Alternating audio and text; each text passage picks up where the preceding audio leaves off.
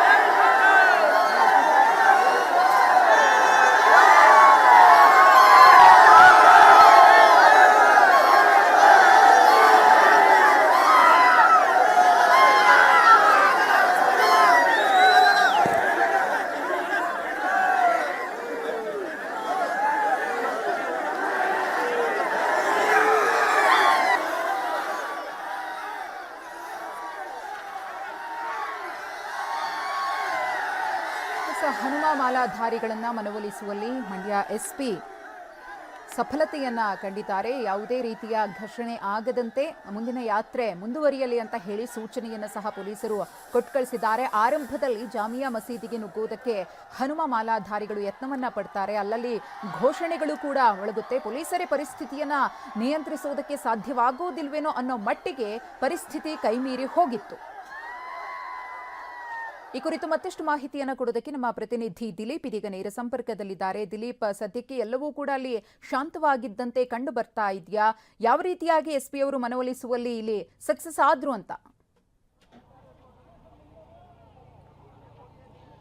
ಮಧುಶ್ರೀ, ಬೆಳಗ್ಗೆಯಿಂದನೂ ಕೂಡ ಹನುಮ ಮಾಲಾಧಾರಿಗಳು ನಿಮಿಷಾಂಬ ದೇವಾಲಯದಿಂದ ಯಾತ್ರೆಯನ್ನು ಆರಂಭ ಮಾಡಿದ್ರು. ತದನಂತರ ಅದು ಮಸೀದಿ ಬೆಳಿಗ್ಗೆ ಬಂದಂಥ ಸಂದರ್ಭದಲ್ಲಿ ಅದು ಸೂಕ್ಷ್ಮವಾದಂಥ ಪ್ರದೇಶ ಆಗಿರುವಂಥದ್ದು. ಯಾಕಂದರೆ ಮಸೀದಿ ಇರುವಂಥ ಸ್ಥಳ ದೇವಾಲಯ ಇತ್ತು. ದೇವಾಲಯವನ್ನು ಕೆಡವಿ ಈಗ ನಾವು ಮಂದಿರವನ್ನು ಕಟ್ತೇವೆ ಅನ್ನುವಂಥದ್ದು ಎಲ್ಲರ ಸಂಕಲ್ಪ ಆಗಿತ್ತು. ಅದೇ ಒಂದು ನಿಟ್ಟಿನಲ್ಲಿ ಇವತ್ತು ಕೂಡ ಪ್ರತಿ ವರ್ಷದಂತೆ ಇವತ್ತು ಕೂಡ ಮಸೀದಿಗೆ ನುಗ್ಗಲಿಕ್ಕೆ ಸಾಕಷ್ಟು ಪ್ರಯತ್ನವನ್ನು ಪಟ್ಟಿದ್ರು. ಯಾಕಂದರೆ ಸಾಕಷ್ಟು ಸಾವಿರಾರು ಸಂಖ್ಯೆಯಲ್ಲಿ ಹನುಮ ಮಾಲಾಧಾರಿಗಳಿದ್ರು. ಎಲ್ಲರೂ ಕೂಡ ಏಕಾಏಕಿ ಮಸೀದಿ ಬಳಿಗೆ ನುಗ್ಲಿಕ್ಕೆ ಪ್ರಯತ್ನವನ್ನ ಪಟ್ಟರು. ಆದ್ರೆ ಪೊಲೀಸರು ಸಾಕಷ್ಟು ಭದ್ರತೆಯನ್ನ ನಿಯೋಜನೆ ಮಾಡಿಕೊಂಡಿದ್ರು. ಸಾವಿರಾರು ಸಂಖ್ಯೆಯಲ್ಲಿ ಪೊಲೀಸರನ್ನು ಕೂಡ ನಿಯೋಜನೆ ಮಾಡಿದ್ರು.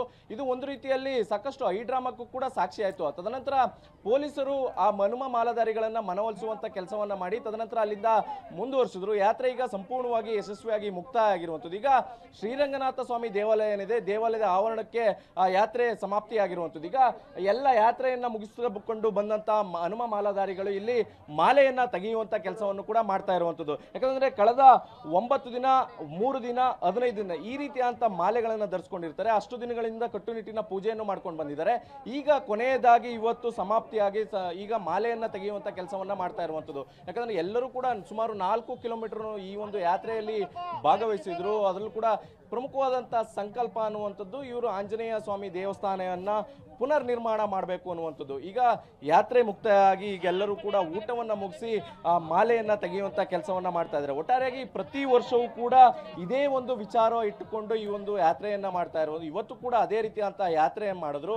ಒಂದಷ್ಟು ಹೈಡ್ರಾಮಗಳು ಕೂಡ ಸಾಕ್ಷಿ ಆಗ್ತು. ಆದ್ರೆ ಈಗ ಎಲ್ಲವೂ ಕೂಡ ಸುಸೂತ್ರವಾಗಿ ನಡೆದಿದೆ. ಜೊತೆಗೆ ಯಾತ್ರೆ ಕೂಡ ಅದ್ದೂರಿಯಾಗಿ ಯಶಸ್ವಿಯಾಗಿ ಮುಕ್ತಾಯ ಆಗಿರುವಂತದ್ದು. ಮಧುಶ್ರೀ, ಧನ್ಯವಾದ ದಿಲೀಪ್ ತಮ್ಮ ಮಾಹಿತಿಗಾಗಿ. MDH ಕಿಚನ್ ಅಲ್ಲಿ ನಾವು ಎಲ್ಲವನ್ನು ಮಾಡಬಹುದು. ಬೆಂಗನ್ ಕ ಬರ್ತಾ, ಆಲೂ ಗೋಬಿ, ಬೆಂಡಿ ಮಸಾಲಾ, ಇನ್ನೂ ಬಹಳಷ್ಟು. MDH